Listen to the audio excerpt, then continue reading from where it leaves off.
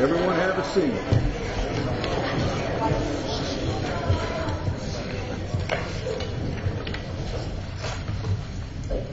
This will be the May 4th meeting of the Mayor and Council of the City of Roswell. I'd like to welcome everyone here. We've got a very enthusiastic audience tonight.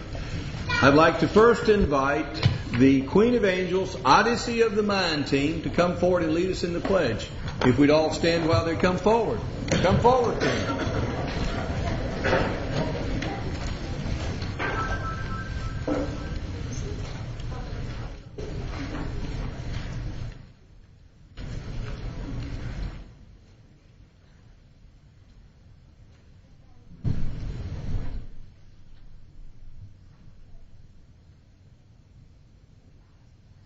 I pledge allegiance to the flag of the United States of America and to the republic for which it stands, one nation, under God, indivisible, with liberty and justice for all. Now, don't leave yet. If you will bring a microphone up, I want each one of these young people to introduce themselves, starting from over here.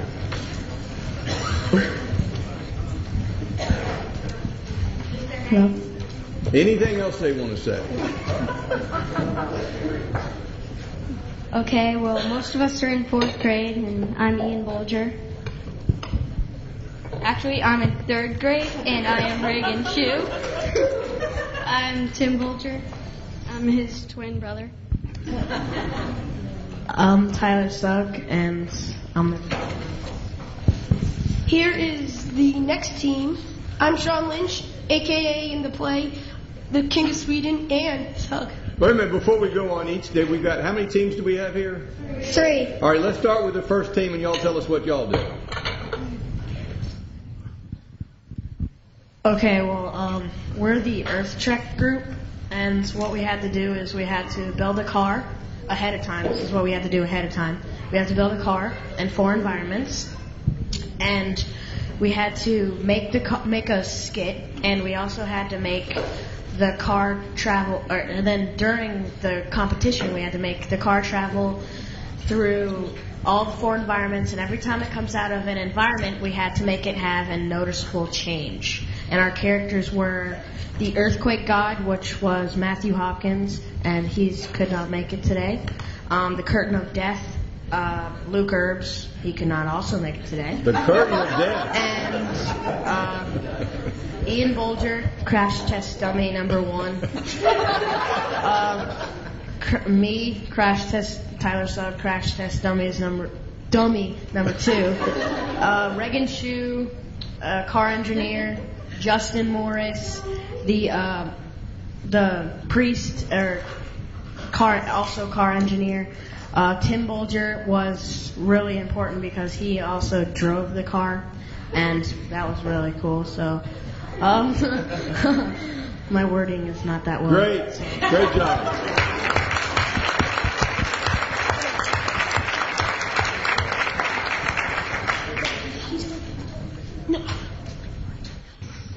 Okay, first we're going to well, in our problem. Okay, I'm Sean. I'm Ian, the builder. My name is Thomas Murphy. I'm Sarah Hall. Katie Miller, also a builder. Marissa Muller, I was a person in the play.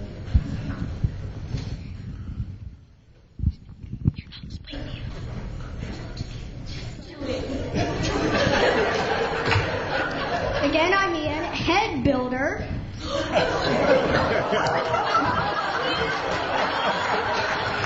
And Katie and I built a structure. And our problem, we had to build a structure, and Katie and I built that structure. Each at the competition, we put weight on the structure, which has to weigh 18 grams. So this structure and that one both weigh 18 grams maximum. At competition, we held 655 pounds the first competition, and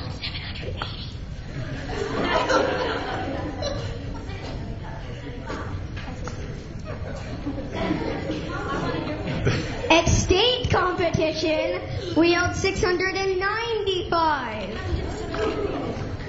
That's it. Well, let's have a hand for this great team.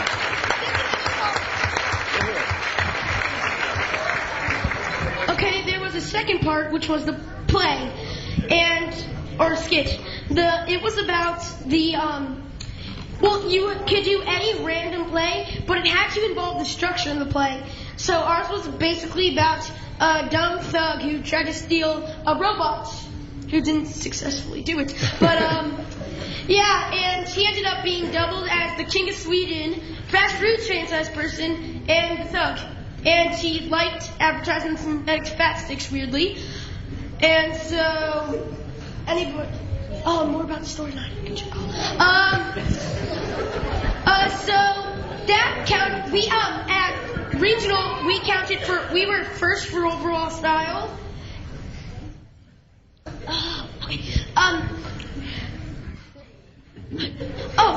We got first place for everything at regional.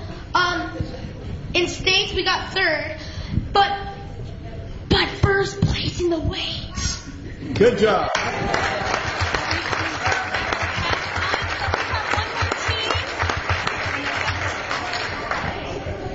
Hi, I'm Samantha Hens, the farmer's wife in the play. I'm Melanie Vandenberg, and I'm the smarty cat. I'm Rachel Slive, and I'm the grumpy goat who hates Cluck Cluck. I'm Megan Ham, and I play the chicken Cluck Cluck. I'm Justin Hentz, and I play part of the two-headed cow. I'm Brennan O'Connor, and I play the other part of the two-headed cat. I'm Will Robertson, and I play the pig, the rocker pig. The rocker pig. Well, tell us more about the storyline. Well, we had to perform a play where we made all our props ourselves, but we couldn't take any props on or off. Every prop had to change into something else with two scenes. The first scene was the front of a barnyard, and it turned into a kitchen. The whole plot is that we had to create a new superstition, and we had to add two other superstitions that were already made, and we have to show how our superstition was made. So basically, I'm the farmer's wife, and she's Cluckla, cat, and all that. And Cluckla, the cat's really superstitious. So when the two cows who have a secret longing to dance and head to Hollywood with Dancing with the Cows, they dance and they wake up Goat, and she's not happy about that. And Cluckla, she's admiring herself, and then I take her away. The only lady gets all hyperventilating, and they go on a big search all over the place, and they finally look inside the house. And I come and say, dinner's ready, which basically, you know what happened to poor Cluckla over here.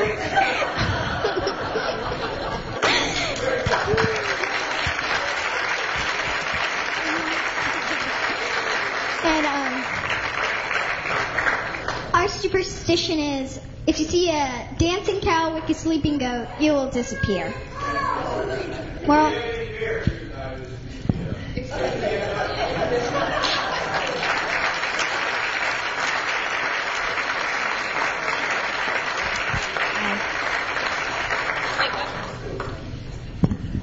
All award winners. What awards did they win? We get to folks who know us tell us what they won.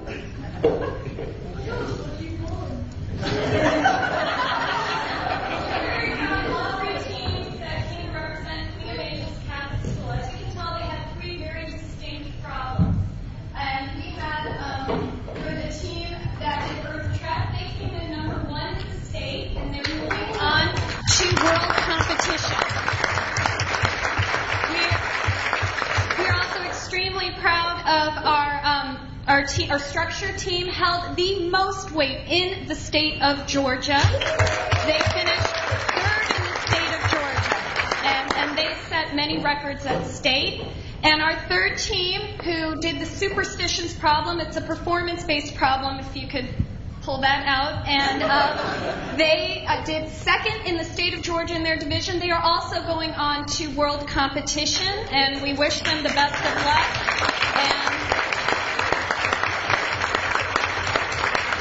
And again, we're proud of all three teams, and it's the first time at Queen of Angels we've had anyone finish first, second, and third in state, as well as go on to world competition. So. Great job. Very creative. Thank you. Okay. And they would like me to say I was honored as Coach of the Year for the state of Georgia. Great job.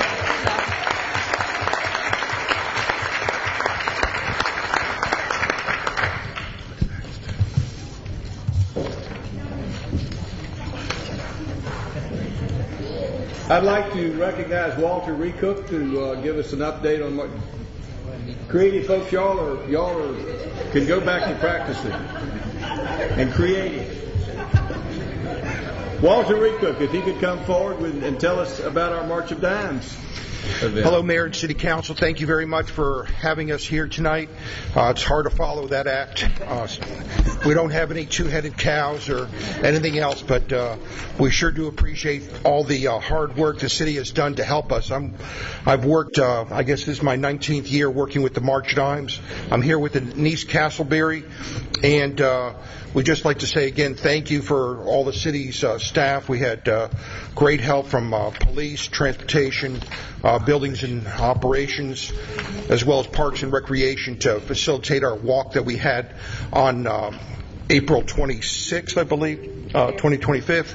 And we had probably about 700 walkers, a little bit less than we did last year. But the mayor came through. He promised us good weather. And we were definitely blessed with nice, warm weather and a great time. And we made some money. I don't think the count's quite in yet, but we know we didn't make as much as last year. But I'm not sure anybody is. But we do thank you very much for your help and look forward to having this event here again next year. Walter, thank you for putting this on again. How many years have you been doing this now? About 19 years. 19 years, Walter Rickett. Let's have a hand for Walter. Thank you. Well, this is an important thing. I think there's only one other event that's in Roswell that's been as long. I think it's Youth Day Parade, and I think this is the next biggest activity that's been around for that many years, and it's something where we did kick off way back when, and we now have the Possum Trot and a number of other things that I helped get started and working on. So, again, thank you very much. I'd like to give you some shirts if I can. Thank you, Walter. Thank you. Let's have one more hand for the March of Dimes. Good job.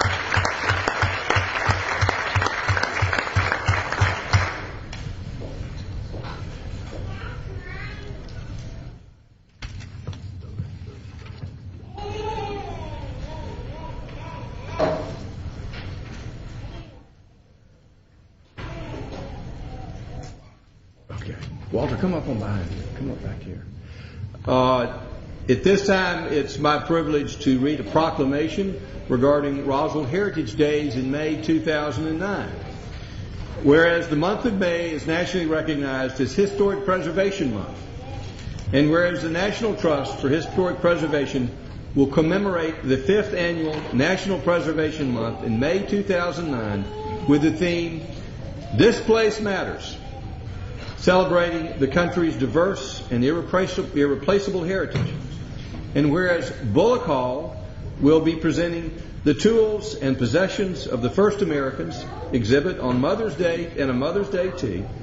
And whereas Barrington Hall will be hosting the North Fulton Drama Club's production of All's Well That Ends Well and cooking classes with Chef John Wilson. And whereas the Cultural Arts Center will be presenting the Roswell Photographic Society Heritage Exhibit, plus concerts and dance recitals. And whereas the 8th Annual Mother's Day Open House takes place at Smith Plantation, Barrington Hall, and Bullock Hall on Sunday, May 10th with the theme, Mothers Helping Others. And whereas over 15 other events and activities will be taking place throughout the month, including the Memorial Day ceremony, Riverside Sounds concerts, Sundays on the Square concerts, Alive After 5, and the Chattahoochee Nature Center and Roswell Historical Society events. and much, much more. Now, therefore, I, Jerry Wood, Mayor of the City of Roswell, do hereby proclaim the month of May 2009 is Roswell Heritage Days Month and call upon all of our citizens to recognize and participate in this special observance of Roswell's unique and important heritage. And with that, I would like to invite Morgan Timmis to come back and tell us more about this. While she's coming forward, I've been to the All's Well That Ends Well performance. It was great. Sit down close so you can hear well. It is free. The John Denver Tribute Band played last Saturday night at the Riverside Park. It was a great event. It's free. Bring the family. Enjoy yourself. It's the first Saturday of every month for the next several months. We've got a Live After 5. We had a great turnout for that. If you haven't been to a Live After 5, it is a great way to showcase the street and to meet your friends. So there is something happening just about every day in Roswell. Get out and enjoy it. Morgan, you're up. Thank you, Mayor and council members. There are, in fact, 29 unique events in our brochure. You have a copy of it, and everybody in the audience, there are copies where the agendas are. I hope you'll pick one up. And I'd like to invite a couple other folks to talk about their unique events. I'm Lou Conti from the Roswell Library. We have 2 events going on, as well as an exhibit on Roswell Heritage. But on Tuesday, May 12th, we'll have Darlene Walsh, who'll discuss and read from her book Providence, Selected Correspondence of George Hull Camp, which has first-hand letters written by someone who lived in Roswell in the 1837 to about 1911. Then on Monday, May 18th, we'll have author Linda Weaver Clark, who will present a workshop on how to create stories, both fiction and nonfiction, based on your family history.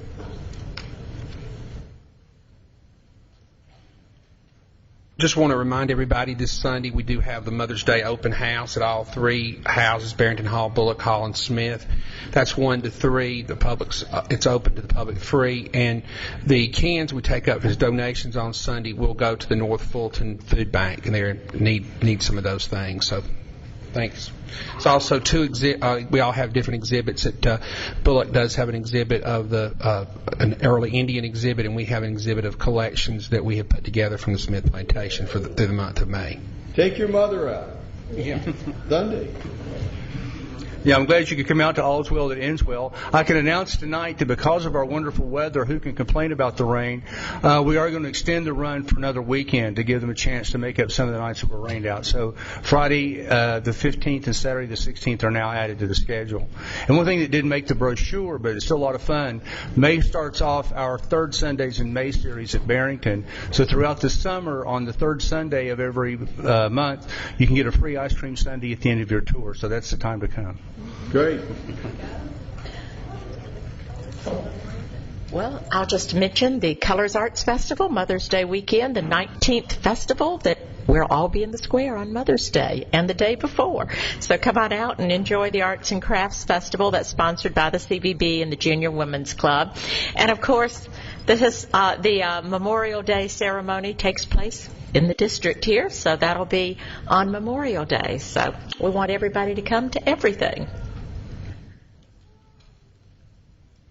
During the month of May, the Roswell Cultural Arts Center will feature the Ludwig Symphony Orchestra, the Atlanta Wind Symphony, and many, many, many, many dance recitals. We have lots of tutus running around the Roswell Cultural Arts Center today and every day this month.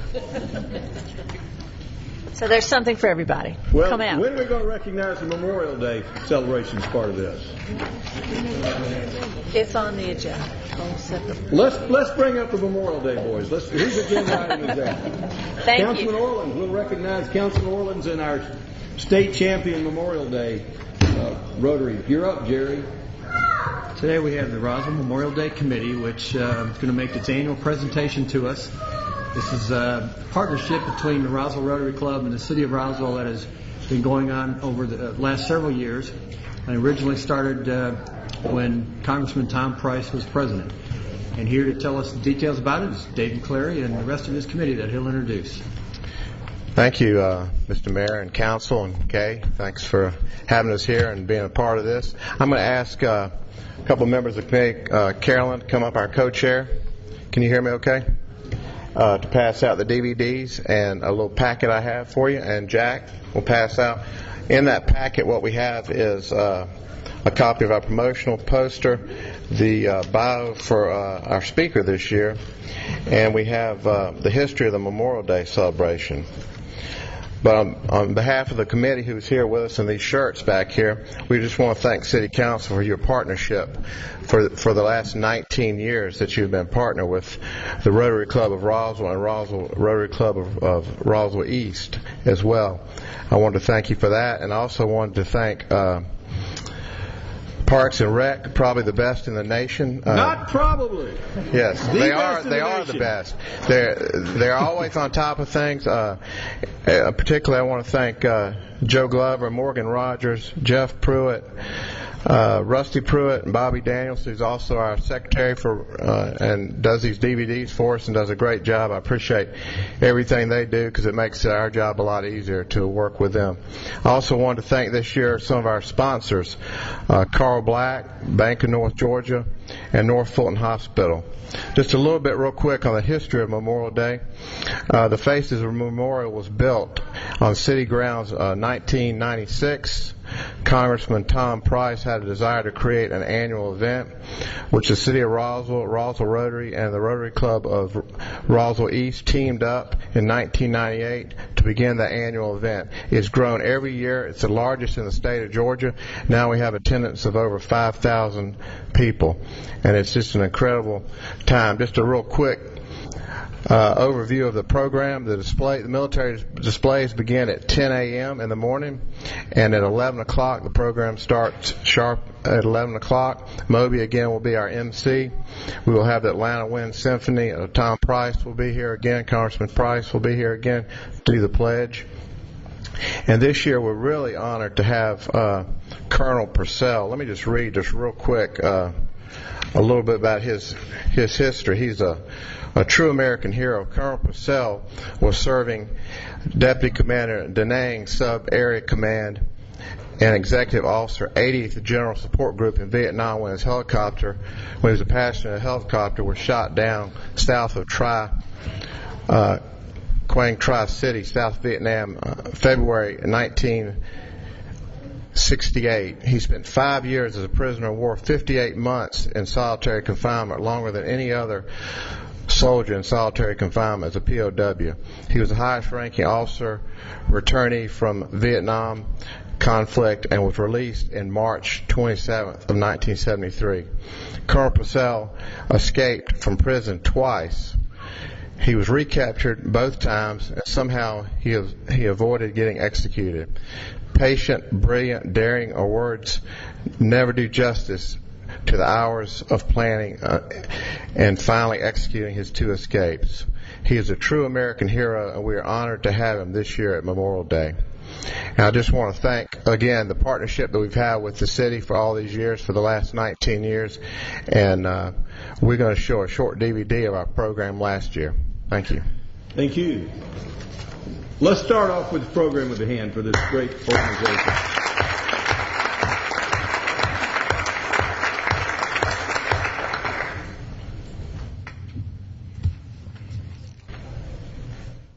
While we're waiting for this to come up, I'll say it later.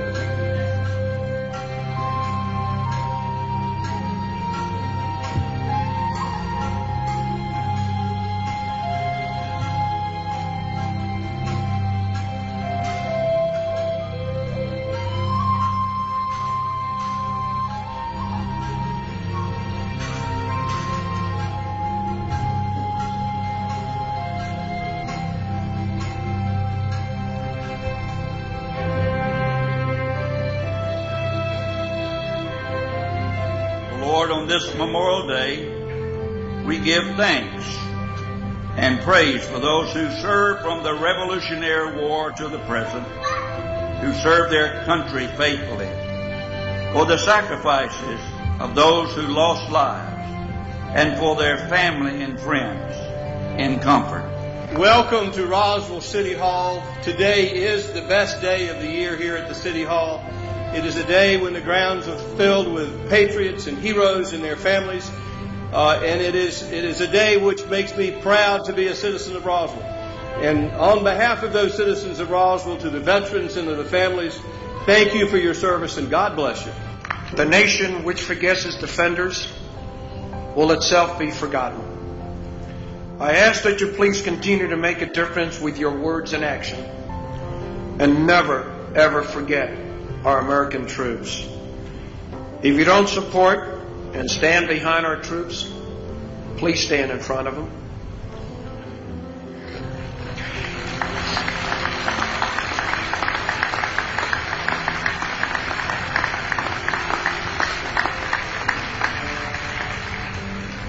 Freedom is not free. Our American troops pay for it every day. I thank you for the honor and the privilege of addressing you all today. Thank you.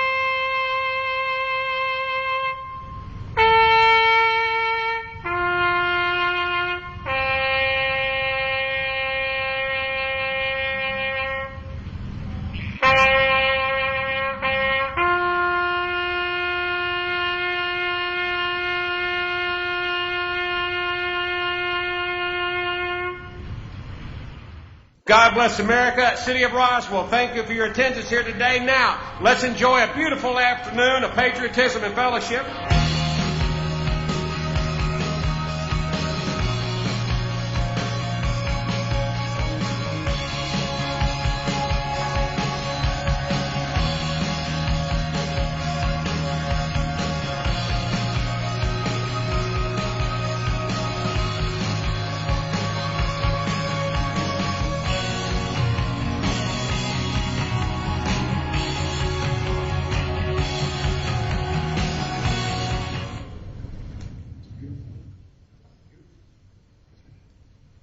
Great job.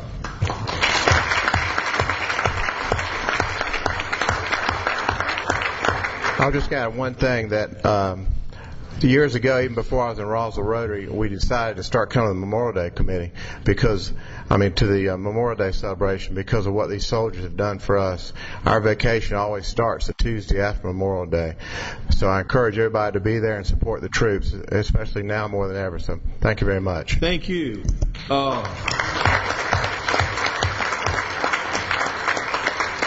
That video was a good preview of what happens here on Memorial Day. But I will tell you, it is much better to be here in person. It is much more moving to be at the same place with the heroes who have protected our freedom. and I would encourage you to come. It's the one event that I value more than any other events that go on in the city of Roswell.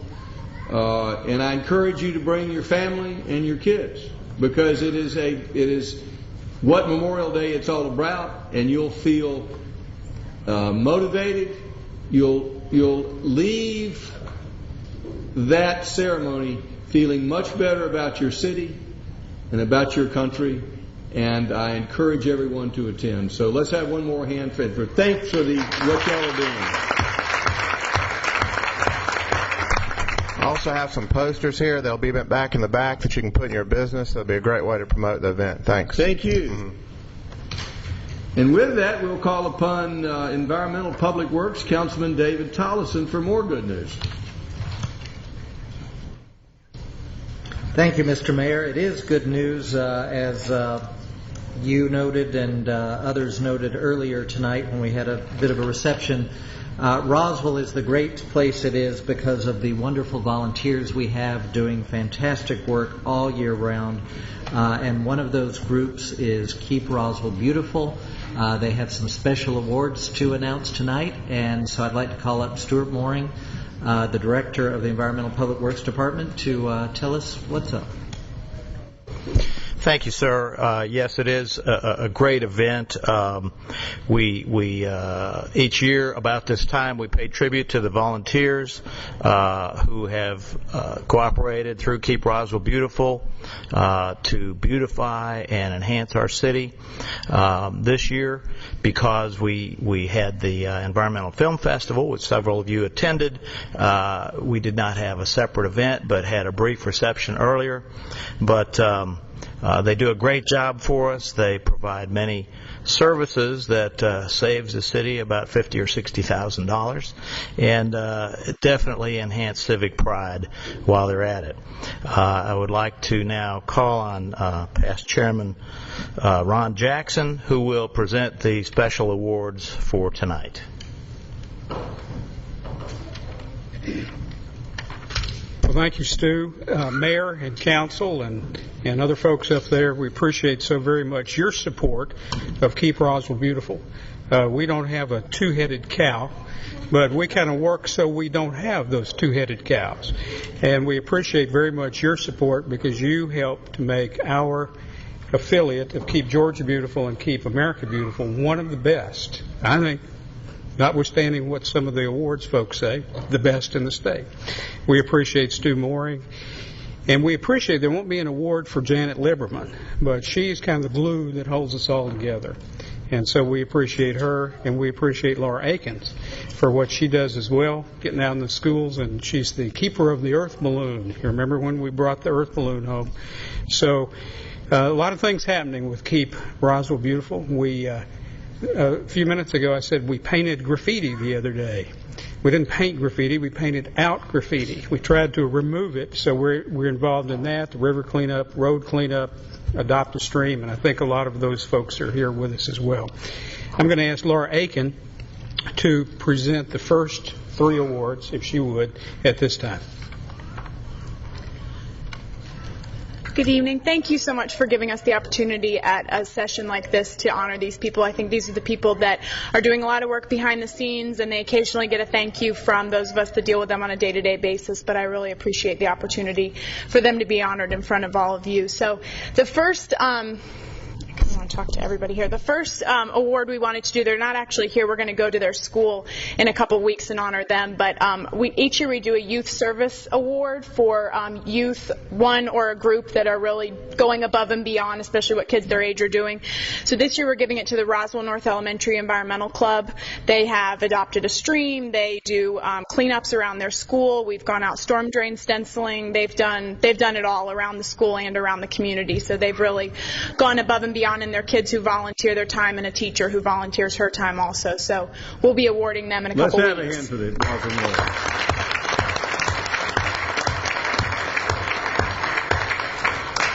North. The next award that we always choose, each year we choose a school of the year, and that's always a difficult thing to do because each school has something that kind of sets them apart. But we had one school in particular particular this year that really made some great efforts this year to enhance their environmental programs. And a lot of the programs that all of our schools do are in addition to what's required of them by the Georgia Performance Standards, by the state, by Fulton County. So they're really going above and beyond what's asked, and that's so appreciated by all of us, and I have such an honor of getting to see that each day in the schools.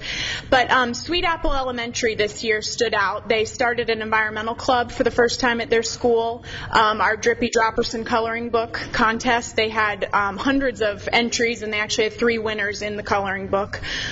They had multiple submissions to our Environmental Film Festival and actually had one winner. Their kindergarten class was one of our winners, which was an excellent video if you haven't seen it yet.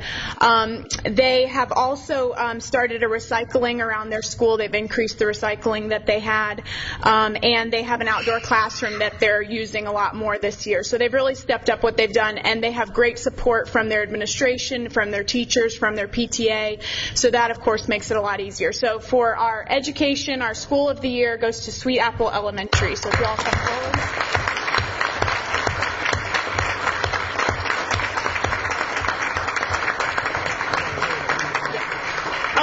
We need everybody from Sweet Apple Elementary to come forward. Everybody. We got a room full of people here. The award they're getting is made out of all recycled glass, too.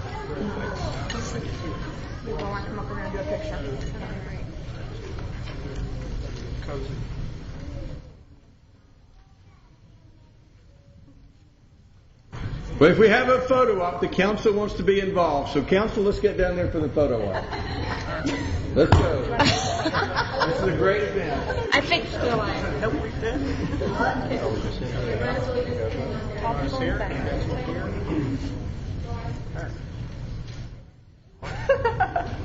I think y'all are going to have to move behind the... Okay. I'll be in front.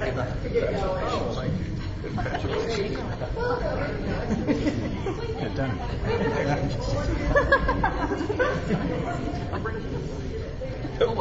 Sorry.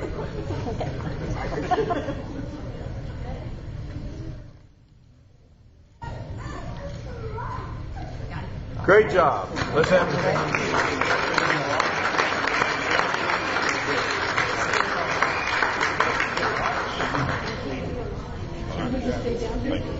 Yeah, Becky. Y'all should probably just stay there. Yeah. Just stay down here.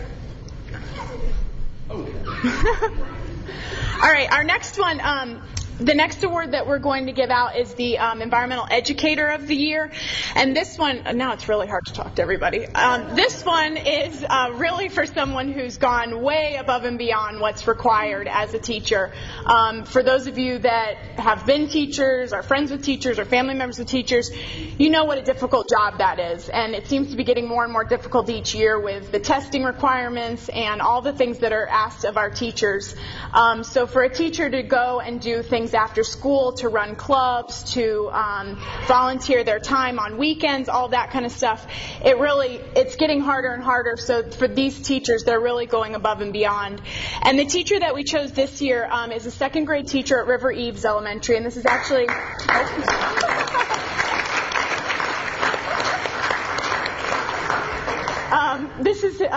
It's Doug Penn, by the way. He's a second grade teacher at River Eves, and this is actually his first year at River Eves. He previously has been at Esther Jackson Elementary. But in just 1 year at River Eves, he has started an environmental club. They've started a recycling program that's just taken off. They've started a garden, and he told me they're getting ready to harvest their first set of radishes here in the next couple weeks if they don't drown from all the rain. They have also, Doug coordinated 2 walk-to-school days where the kids all met up at a central location and then all walked to school. One of those days was actually in the pouring down rain, so that takes a lot of effort. And their most recent one that they had, I think last week, had 55 kids show up. So can you imagine seeing 55 kids walking down Eves Road to get to school? And then the other thing that really stands out about Doug is that this isn't just something he kind of does in his classroom. This is something that he lives passionately. He bikes to school every single day, even in the pouring rain, or he rides his little scooter. He is at all of our events. This is something that he does far beyond just the classroom. So for Environmental Educator of the Year, we've chosen Doug Penn from River Eves.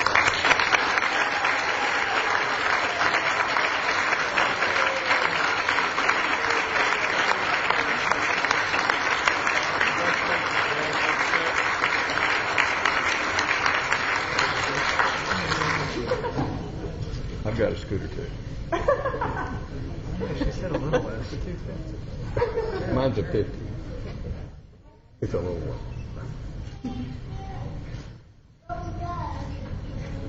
Is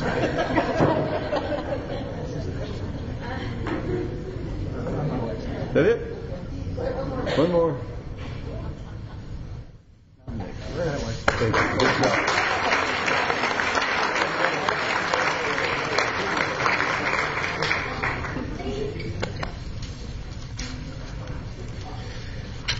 Well, congratulations to these folks, and probably council ought to stick around. Nobody's up there, so. Wait a minute. What am I? Here you go. Give me that thing. There it is. Is that on? What do I got to do here? Speak loudly. It says on. It's on. You got an engineer doing it. Yes. Okay. All right. Now, we've given the community the awards to our community, and I hope you'll indulge us as we do a little housekeeping awards for Keep Roswell Beautiful, and a couple of one award that's not necessarily in-house particularly, the Judy Mascari Special Volunteer Award, and this one is named for an individual who was one of our leaders, one of our prime movers for Keep Roswell Beautiful way back when. And this particular person, the recipient, has stepped up and done all sorts of things. She's not on our board, just does it as a volunteer out of the goodness of her heart. She has volunteered time in a number of ways on our membership committee. Has volunteered for Rivers Alive, which is one of our big projects, our fundraising projects, and our environmental film festival that the mayor alluded to. So I'm very pleased to present the Judy Mascari Special Volunteer Recognition Award to Chris Ennis.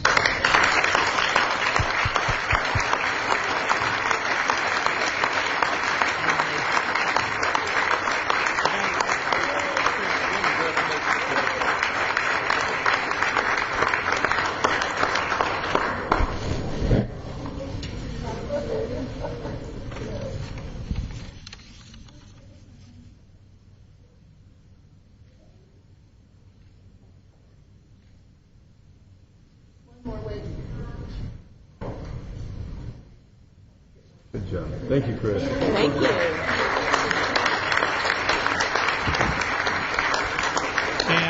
And one thing I meant that I should have mentioned is Chris is an employee of the city of Roswell, so we're really pleased with her volunteering. She doesn't do it on her office, her business time. Does it in her volunteer time. One of the things that Keep Roswell Beautiful is we have when we first started, it was hard to find board members. We were finding tree huggers and anybody we could find, just people off the street. Now, Keep Roswell Beautiful Board has gotten to be something that we're proud of. In the early days, one of the people that really held us together was somebody who became a board president, a chair of the board, an individual that I learned stuff from every day. When I send an email to her about something, I get a discussion about a related but very important environmental topic. So I learned a lot from this person. We would like for board members to stay with us as long as they can, but there's circumstances in folks' lives that change, and we have to say goodbye to them as they move on from being part of us on a monthly basis. So the board decided we'd create honorary board members, and we have decided that one of the folks that we're going to make an honorary board member is a past chair of Keep Roswell Beautiful and one of the founding board members when we reorganized back in 99, and that's Dr. Susan Castor.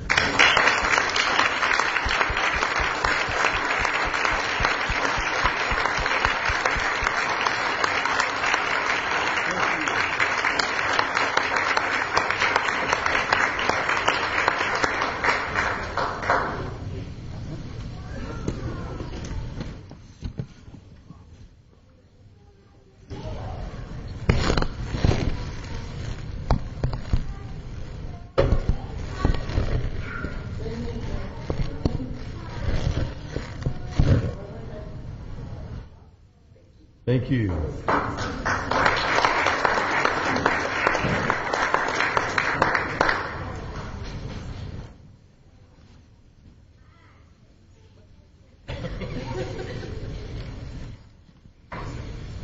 Dr. Castor is a very special person to us, and I'm really pleased to be able to present that award.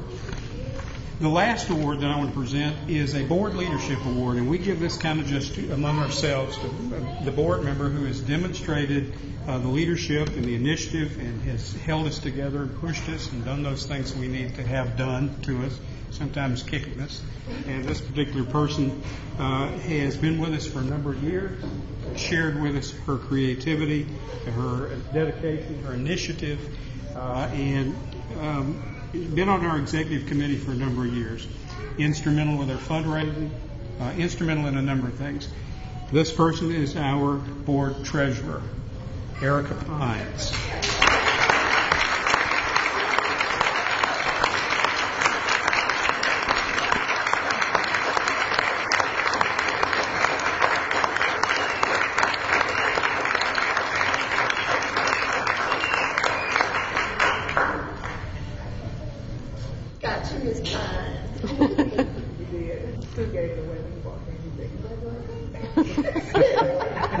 You told me she knew.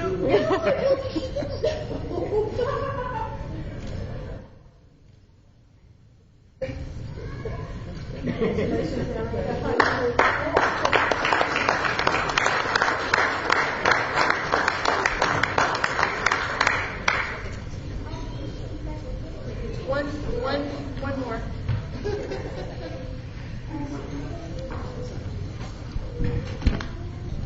Good evening. I have been elected to do this, and I'm very proud to do it. This is just a profile of Mr. Ed Klass. The classes I'd like to read for you real quick. When Ed Klass decided to transition from his legal career to starting his own business so that he could spend more time with his family, he could have chosen any industry that he wanted to go into, but he decided to go into the irrigation business, and that was just a blessing for us. He's a gifted and selfless leader. Ed has worked to ensure that this industry has a seat at the table, and he has often been the person filling that seat, representing Georgia's irrigation industry and the interdependent green industry. He is the recipient of the, hold on just a minute, Georgia Green Industry Association's Environmental Friend of the Industry Award. Now I'll get back to this. Ed has worked long and hard with numerous local, state, and national environmental, green industry, civic, and professional boards and committees to find solutions to the problems regarding outdoor water use and irrigation efficiency. Okay. I just found out I was doing this evening. Ed says he has learned a lot about the state's environmental issues since the most recent drought began, and the more he learns, the more passionate he is about using our precious resources wisely. He had the privilege of being a member of the Institute for Georgia Environmental Leadership's class of 2008, where several times over the course of the year they bring environmental leaders from diverse backgrounds, locations, and industries together at various locations throughout the state to address the environmental challenges that we face here in our state of Georgia. These sessions include leadership development with regard to current environmental issues, emerging environmental challenges, environmental problem solving, communication skills, and conflict management. And to quote Ed, he said, "It was incredible, very enlightening, and beneficial, and it lit a fire within me." I am now very proud and honored to present my fellow KRB board member and the 2008 Georgia Green Industry Association Environmental Friend of the Industrial Award recipient, Mr. Ed Klass.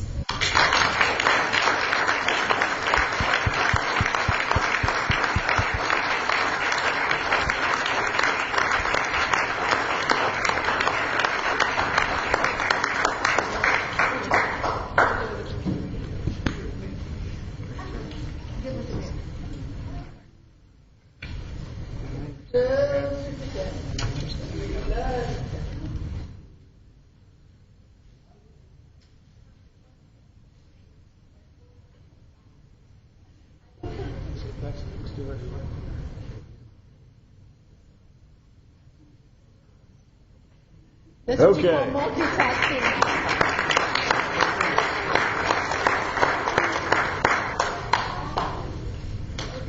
Now we're going back to work, Council.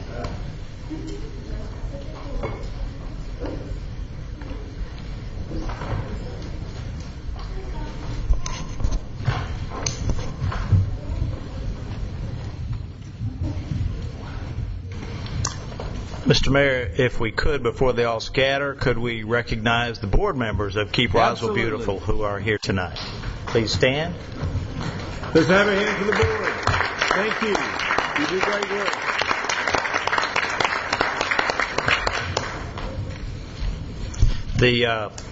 The Judy Mascari Award means a lot to me because Judy was very involved, and she brought along a friend of hers for a part-time position, a young lady by the name of Janet Liberman, who is the one who has essentially reorganized Keep Roswell Beautiful for us. So it's a special meaning to me. Our next item is an approval to submit proposals for the FY10 federal appropriation request seeking federal funds for selected local projects. Mr. Moran. Yes, sir. Thank you. As we presented at the Transportation and Community Development Committee meeting last month, we are requesting funds in two categories. The interior category, that would be following the EPA STAG grant that we have had success with for the last 8 years, and two projects under that category.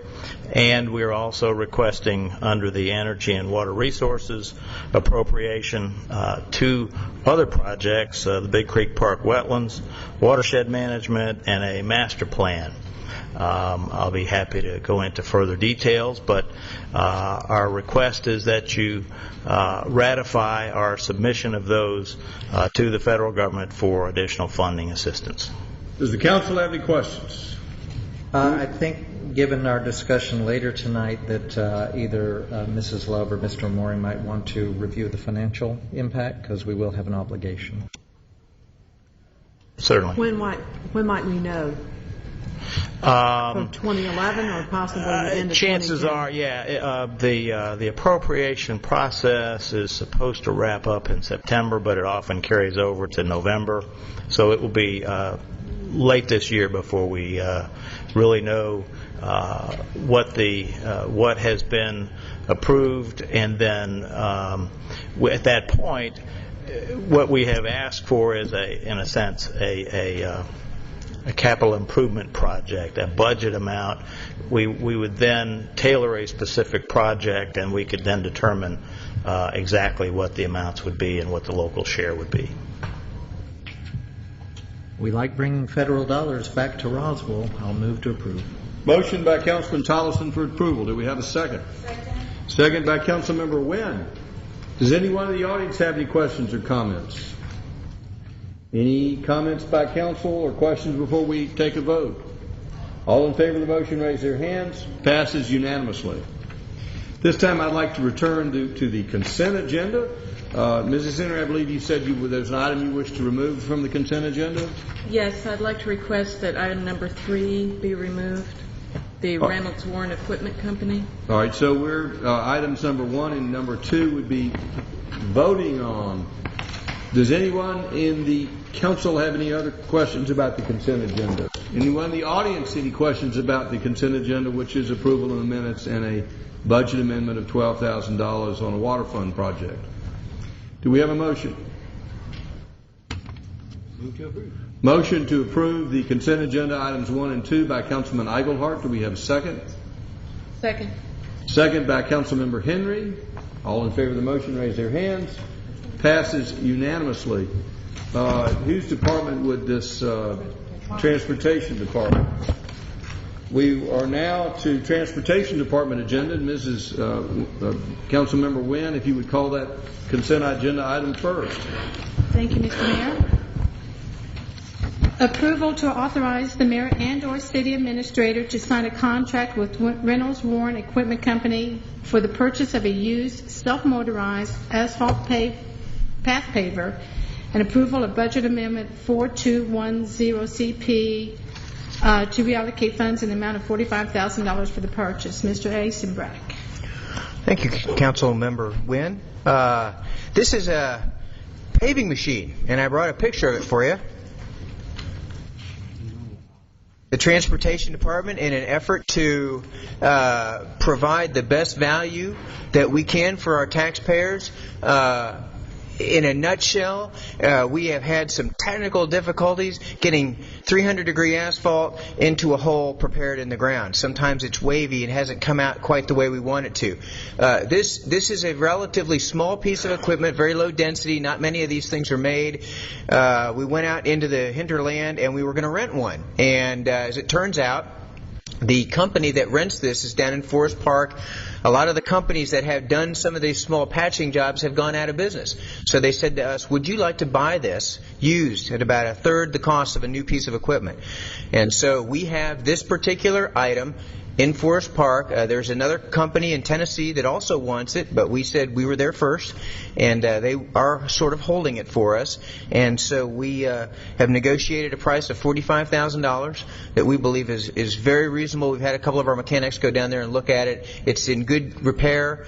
It's only got about 500 hours on it, which is virtually brand new for a piece of equipment like this. And with the council's pleasure, we believe it would be a very important piece of equipment for our paving train.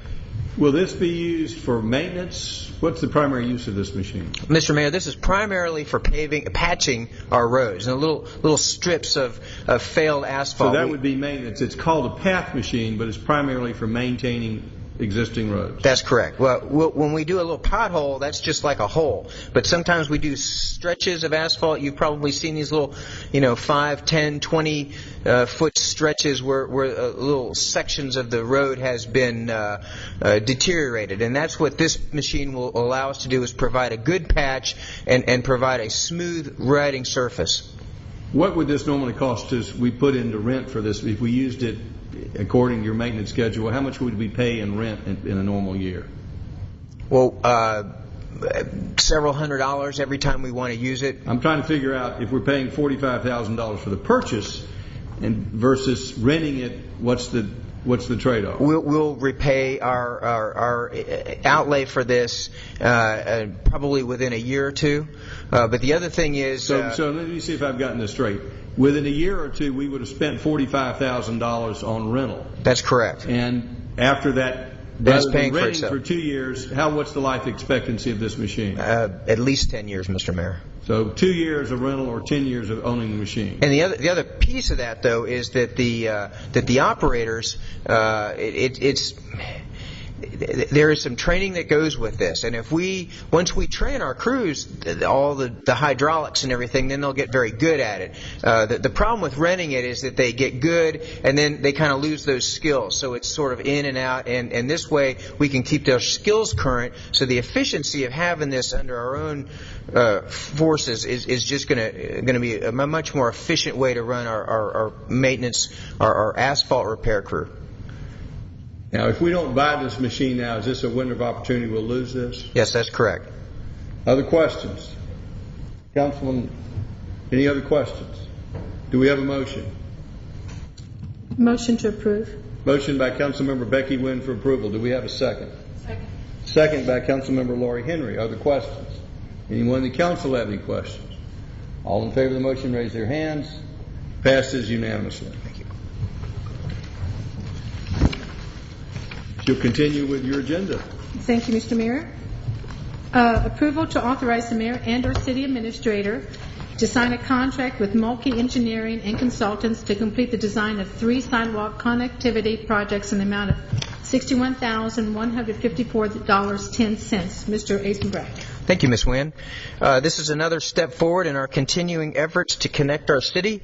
As you know, we have a sidewalk connectivity program. We're well underway. We are constantly looking for ways to connect. So we looked at the policies, trying to connect areas that are close to schools and close to parks. We found 3 gaps in sidewalk areas. We've gone out to our consultants that we have on call.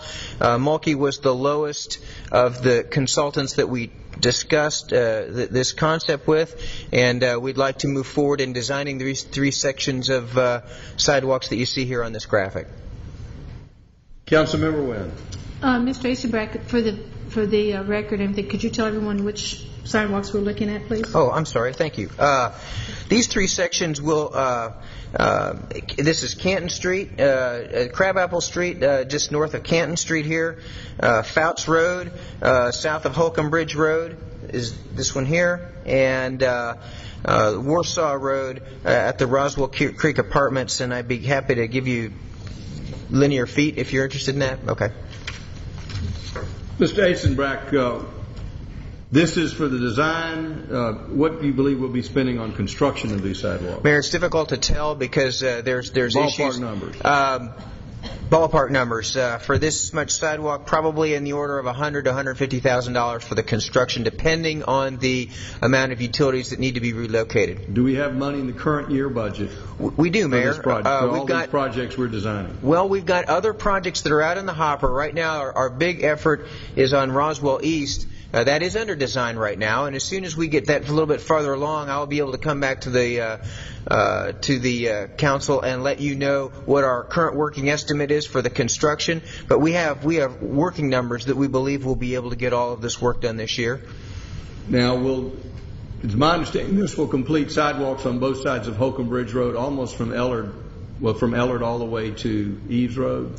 Well, that's a separate project that we've already have ongoing, right? After all these projects are ongoing, and this engineering and these projects we're engineering for, we'll have a sidewalk all the way from Eves Road to Ellard, correct? Yes, Mr. Mayor, that's correct. When do you think we'll be able to complete construction of this, assuming things go well and council approves the numbers? By the time we get these all designed, depending on right-of-way, it probably within a year, Mr. Mayor, probably well inside that. But each of these projects has its own little life, and we're just starting with the design right now, so it's very difficult for me to tell you. But there are some retaining walls that need to go on in some of these sections, but within a year. Thank you, sir. Does the council have any questions? Do we have a motion? Yes, Mr. Mayor, I'd like to move to approve a contract with Mulkey Engineering for the design of the 3 sidewalk connectivity projects. Motion by Councilmember Wynn. Do we have a second? Second by Councilman Tollison. Does anyone in the audience have any questions or comments?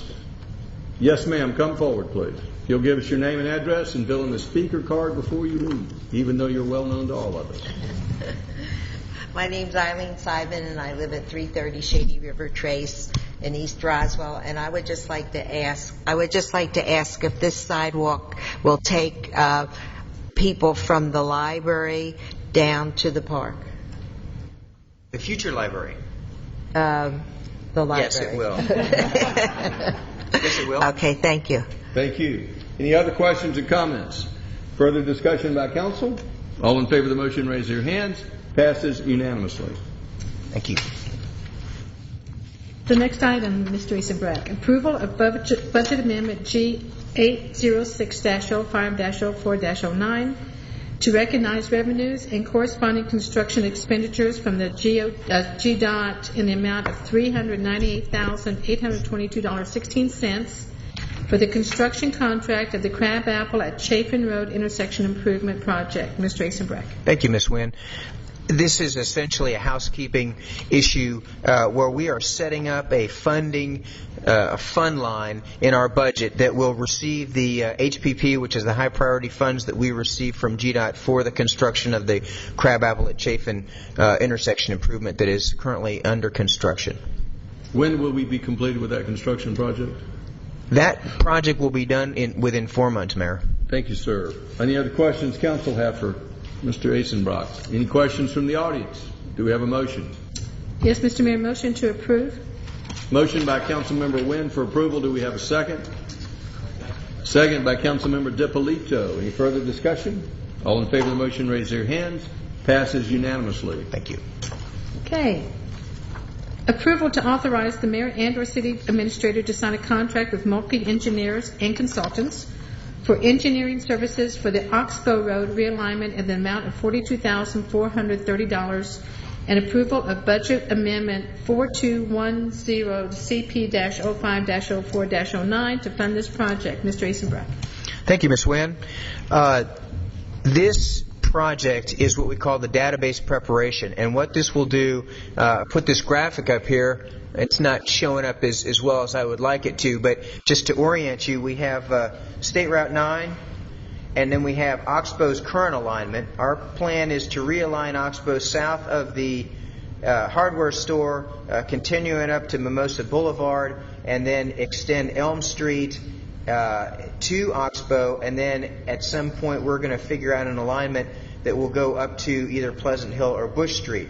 And what we need to do is we need to survey the entire area, and then we're going to do an environmental screening and a little bit of geotech soil sampling, and that will give us the basic data that we need in order to perform the design of this complicated road realignment project. If the council approves this, how long will this study take? The survey work should be done within 2 months, weather dependent, within 2 months. Now, after this come back, what's the next step after this alignment survey? What we'll do is our in-house transportation department engineers will take this data and begin to actually lay out the road design for this network of roads that we've just talked about. It would come back to council for approval before we took that next step. What we'll do, Mayor, is we'll do a concept with the survey that they've done, and then we will bring it back to committee. Yes, Mr. Mayor. Come back with a concept after you get the survey. That's correct. Done. When do you expect that? We are going to use the new En-ROADS software within 6 months, Mayor. Thank you, sir. Did council have any other questions? Do we have a yes, sir, Councilman DiPolito. Thank you, Mr. Mayor. Mr. Eisenbrecht, could you show on the screen where you are proposing to have the environmental screening and the geotech survey? Yes, sir. The bulk of the environmental screening is going to be done. There's a ravine here near the Pleasant Hill Baptist Church, and we're going to be checking the state waters, the extent of the state waters, and determine if there's any small fish or any other environmental issues that we need to be involved with. And then the geotech, what happens is this drainage, this ravine, there's a large pipe that runs currently under Oxbow and outlays down here, and there's another ravine down there, and we're concerned about unsuitable soils, and so we just want to do a little bit of checking to make sure that the road that we're looking to design is not going to be hampered in any way by unsuitable material. Would you need to also do an environmental study of that ravine? It will include that. That's correct. We're largely going to avoid that area, but there will be possibly some impact. Do we need to do soil samples of the ravine when we're not building a road there? Or are you just talking about where you're doing the crossing? That's correct. Right in that area there. We're not sure where unsuitable soils might be, but we certainly want to know about them as far in advance as we can. Right, but we don't care if they're further to the east than the road. That's correct, right. Once they're out of the project limits, once we lay this out and we know the project limits, we'll be able to determine that. Okay, thank you. Other questions? Councilman Eichelhardt. We've been talking about this for a while, so I think we're all okay moving forward, but just want to make sure that as we move forward that it may take us a while because we know we don't have the funds right now to build this. So is this something that will allow us just keep moving forward with it, or will at some point we have to do this again, say it's 5 years before we get funding to actually build this? Are we going to have to do this again, or will this be a one-time thing that will last us as needed? These funds tonight will be one-time funds. They may grow. In all honesty, this is just an environmental survey, and it's also a geotech survey. If we find problems, then we'll have to keep digging into those. But at this point, it's money well spent because we need this data in order to move the project forward. And I understand. I just want to make sure that because again, we don't have money for this project right now, that it probably will be a while before we can build it. So since we're tight on all these monies, I understand. We don't want to spend something now that we're going to have to come back in a few years and spend again. But it sounds like that won't be the case. That's correct. This is what we call the database preparation, that we need to do that now, and we won't need to do it again. Okay. So I'm okay with that part, but I do think all of us obviously need to recognize that we have a lot of projects that keep bubbling up as a high priority that we don't have money for. So I'm okay at this point for this. So we will get projects that are ready if we find money and things come along. But we do keep a note of that as we go forward, as other projects go forward. Yes, sir. Does anyone in the audience have any questions or comments? Yes, ma'am. Come forward, please.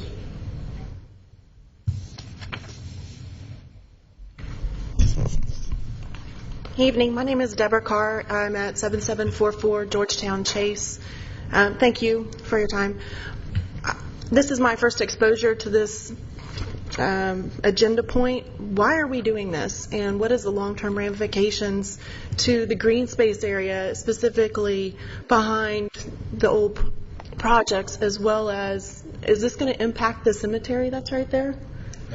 No, we'll stay away from the cemetery.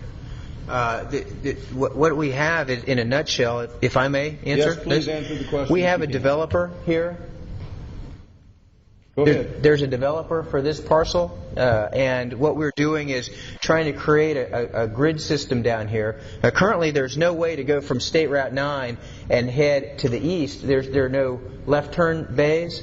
It's a very narrow, dangerous section. We have a lot of a lot of accidents in this area. So we're trying to create a grid system here, connecting Mimosa Boulevard across to Oxbow and then down to have a parallel route to the east of State Route 9.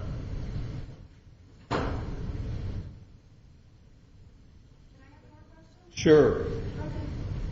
If you'll remain up here until Mr. Asenbach's answered your question.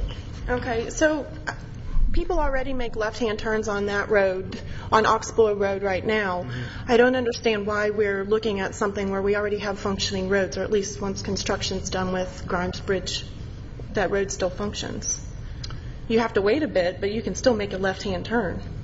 That's correct. What we're trying to do is create a more a safer intersection here on Oxbow for traffic and for also the connectivity going through here. Again, as I mentioned, we have a developer here who's looking to partner with the city to improve that area just east of State Route 9, and we're trying to create the grid network to support his development. And when is he looking to start developing? He's actually waiting on us. Okay. And so the $42,000 is just to do the survey. Why is the developer not doing the survey? The developer is doing his own survey. He's doing the buildings. We're doing the infrastructure. So what we have to do is survey the entire area for things like the size of the culverts that will collect all the storm drainage. All right. Thank you very much. Certainly. Any other questions? Any further comments from council before we entertain a vote? All in favor of the motion, raise their hands. Any motion yet? Oh, do we have a motion? No, sir. Move to approve, sir. Motion to approve by Councilmember Wynn. Do we have a second? Second by Councilman Orleans. Further discussion by council. All in favor of the motion, raise their hands. Passes unanimously. We're on a roll, Mr. Asenbach. Thank you. Approve, to authorize the mayor and or city administrator to sign a contract with, I guess that's Blunt Construction Company for the resurfacing of various streets in Roswell in the amount of $1,737,115, and for council's reference, there is a list of the streets that we're looking at paving. Mr. Asenbach. Thank you, Ms. Wynn. We received 8 bids from our annual resurfacing project. Present those to you here. A very nice shot group of the various bids. We have a graphic showing you, I know you won't be able to read all of this, but this is an outline of the city of Roswell, and those darker lines show the roads around the city that we are going to reconstruct, or resurface this year during this year's paving efforts to maintain our infrastructure. Mr. Asenbach, would you review for everyone how these specific roads were selected for resurfacing? Yes, Mr. Mayor. Every year we have an inspector who reviews all 360 miles of paved roads that we have within the 42 square miles of the boundaries of the city of Roswell. We rate those roads based on their failure ratings. There's a series of engineering criteria from rutting, raveling. It's a quantifiable strategy that we use to evaluate the pavement. We rank those ratings, and then we go from the worst roads, and we go as far down our list as we can. This year, I'm happy to report that we might get as many as 20 lane miles done with this year's with the amount we have in this year's budget. Have any of the council members changed any of these roads that came from the expert? No, Mr. Mayor. This is an entirely a staff-driven effort. We appreciate the money we get for repaving our infrastructure, but this is our effort. Does the council have any questions? Do we have a motion? Yes, Mr. Mayor. Move to approve. Motion by Councilmember Wynn for approval. Do we have a second? Second by Councilmember Tollison. Does anyone in the audience have any questions or comments? Any further discussion by council? All in favor of the motion, raise their hands. Passes unanimously. Thank you, Mr. Mayor.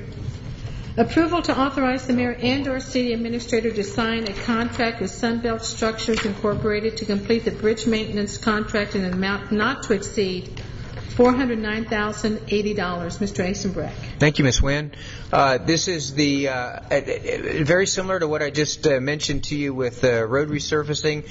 We have 19 bridges in the city of Roswell. We have a program to maintain these bridges, just like you would take your car into the shop. This involves sandblasting and repainting. It involves repairing eroded areas.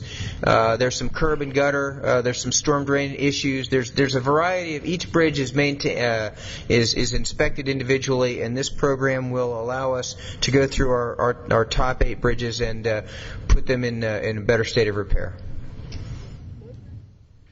Do we have a motion?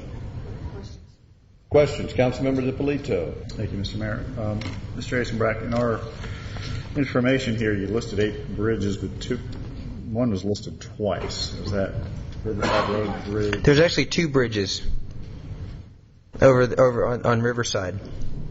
Oh, okay. I see they have a slightly different ID number. Yes, sir. And where are they on? Here on the list, numbers 1 and 2. They're here and here. Okay. Thank you. That would be adjacent to Martin's Landing? Yes, sir. That's correct. Thank you. Other questions? Do we have a motion? Well, we're going to have a motion first. Motion to approve. Motion by Councilmember Wynn for approval. Do we have a second? Second by Councilmember DiPolito. Does anyone in the audience have any questions or comments? Any further discussion by council? All in favor of the motion, raise their hands. Passes unanimously.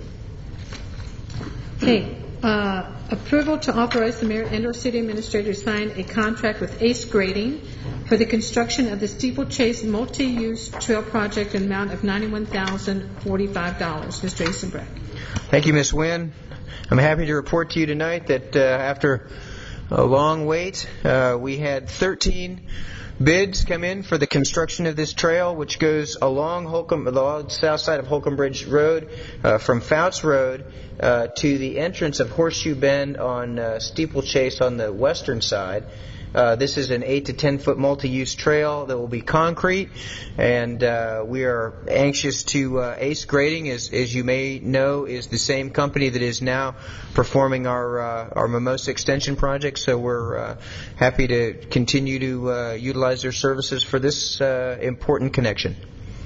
What was and what's the bid amount that you're recommending? $91,045. What did we originally estimate this project to cost? Mayor, we have $396,000 in the budget for this for a variety of contingencies. But we were able to, almost $400,000 original estimate, we brought it in for $100,000. Mayor, we scrubbed their budget just to make sure their numbers were good. There was a lot of variation in the bids about grade and complete. It's a technical issue for the engineers that some people put in more contingency for moving earth. But I think at the end of the day, ACE sharpened their pencil and did a good job for us. I would like to compliment ACE and your department for getting the price down. My Do we have a pleasure. motion? I also want to commend Mr. Eastenbrack and his staff, because this is not the first project that they have brought below budget. I think they've already saved over $300,000 in taxpayers' money, so I want to thank you for that. So I move to approve. Motion by Councilmember Wynn for approval. Do we have a second? Second by Councilmember Orleans. Does anyone in the audience have any questions or comments? Further discussion by council? All in favor of the motion, raise their hands. Passes unanimously. Mr. Eastenbrack, the last one. Approval to authorize the mayor and/or city administrator to sign a contract with URS to complete the design of the State Route Advanced Traffic Management System, or ATMS, project in the amount of $132,537. Thank you, Ms. Wynn. I'd like to introduce Mr. Mohammed Rauf, one of our senior engineers who's acting as our traffic manager. I'd like him to say a few words about this project. Good evening, everyone. This is the Advanced Traffic Management System project. It's a joint project with the city of Sandy Springs, Roswell, and Alpharetta. We recently completed our concept on this one and got the approval from the councils and GDOT. And on the map, you could see the project limits. Southmost city is the Sandy Springs, and the project starts from Abernathy Road, goes through Sandy Springs, then Roswell, and then Alpharetta up to the Forsyth county line. And looking at the closer look at the Roswell part, it starts at the river in the south and goes all along Highway 9 through the city and up to Upper Hembry Road. That's the last traffic signal, and then it connects to the project in Alpharetta. A project like this would bring in the features like the traffic monitoring devices, fiber needs in the corridor, traveler information systems, adaptive traffic control system, and the traffic control center components at our Hembry facility. And the staff is recommending approval to award the contract to URS for the amount of $132,537. Will this help manage traffic and lower congestion on this corridor? Yes, sir. That's exactly the purpose of the project. Do we have a motion? Motion to approve. Motion by Councilmember Wynn. Do we have a second? Second by Councilmember Henry. Does anyone in the audience have any questions or comments? Any further discussion by council? Yes, sir. Councilmember DiPolito. Thank you, Mr. Mayor. I did have a question on the design proposal. I understand we had multiple cities involved in this. Were there multiple bidders on this contract? Yes, sir. We selected the company URS back in late 2007 based on qualifications. All three cities sat on the interviews, and we selected URS based on qualification. But first, we just award them the concept report part of the project, and then at the end of that, based on the performance and the city experience among all the staffs, we negotiated the price for the design phase, and it came under what we expected. So that's how the cities jointly selected the consultant to do the design. Okay, thank you. Any other questions?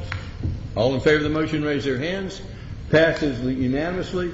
We're adjourned. We have a meeting in room 2220 to begin at 9 o'clock to discuss the budget.